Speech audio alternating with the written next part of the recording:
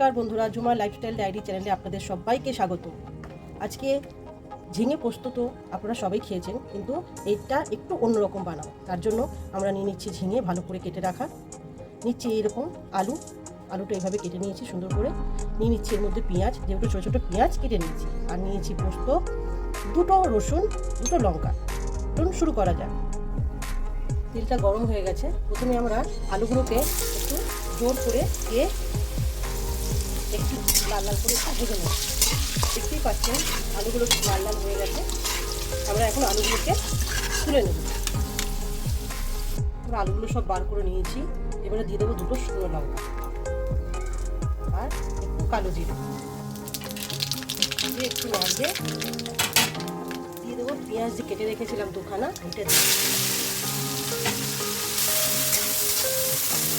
দিয়ে দেবো এর মধ্যে অল্প নুন। পেঁয়াজটা একটু ভাজা হয়ে গেছে, দিয়ে দেবো কেটে রাখা ঝিঙেগুলোকে। আমি এখানে প্রায় 500 গ্রাম ঝিঙে নিয়েছি। কিন্তু গ্যাসটা একটু জোর করে আমি একটু ভালো করে এটা ভাজবো, এটা পেরে নিই।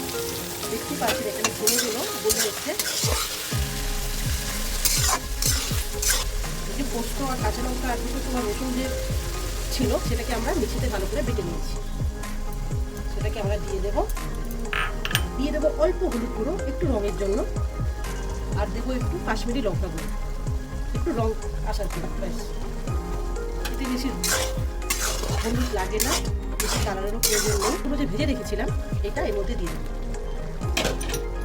দিয়ে ভালো করে নাড়াবো। দিয়ে দেবো একটু নুন, এখানে দিয়ে দেবো আমি ছোট্ট 1 চামচের মধু, পালে চিনিও দিতে পারেন। দিয়ে ভালো করে নাড়াবো। এখানে দিয়ে দেবো একটা ছোটো টমেটো কুচো, আপনারা দিতেও পারেন না দিতেও পারেন। আর দিয়ে দিলাম 5টা গোটা কাঁচা লঙ্কা। ঝিঙে আলু পোস্ত অনেকেই বানিয়েছি, কিন্তু এরকম একদিন বানিয়ে দেখুন। একটু ছোটো কোয়া রসুন, একটু পেঁয়াজ দিয়ে। সবসময় তো একরকম রেসিপি খেতে ভালো লাগে না, একটু নতুন কিছু বানালে স্বাদও ভালো লাগে খেতে, আর বানাতেও ইচ্ছা করে। দেখতেই পাচ্ছেন ঝিঙে আর আলু ভালো করে মশলার সঙ্গে কষে গেছে। দেখতেই পাচ্ছেন আলু এখানে পুরোপুরি ভালো করে সেদ্ধ হয়ে গেছে, ঝিঙেটাও গলে গেছে। বেশ একটু সময় নিয়ে এইভাবে মশলাটাকে কষিয়ে দিতে হবে। দেখুন কষাতে কষাতে সুন্দর একটা দানা দানা টেক্সচার এই দেখা যাবে এই মশলাতে। মোটামুটি 6 থেকে 7 মিনিট এইভাবে মশলাটাকে আমি ভালো করে কষিয়ে নিয়েছি।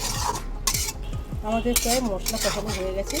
এই রান্নাটা খুব বেশি ঝোল ঝোলও হবে না, আর খুব বেশি শুকনোও হবে না, একটু মাখো মাখো হবে।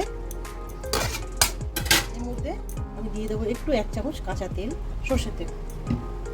আগে যেহেতু নুন দিয়েছিলাম, অল্প নুন স্বাদ অনুযায়ী দিয়ে দেবো। সর্ষের তেল দিয়ে 2 মিনিট ঢেকে রেখে দিয়েছি। আলু পোস্ত রেসিপিটা খেতে জাস্ট অমৃত লাগবে।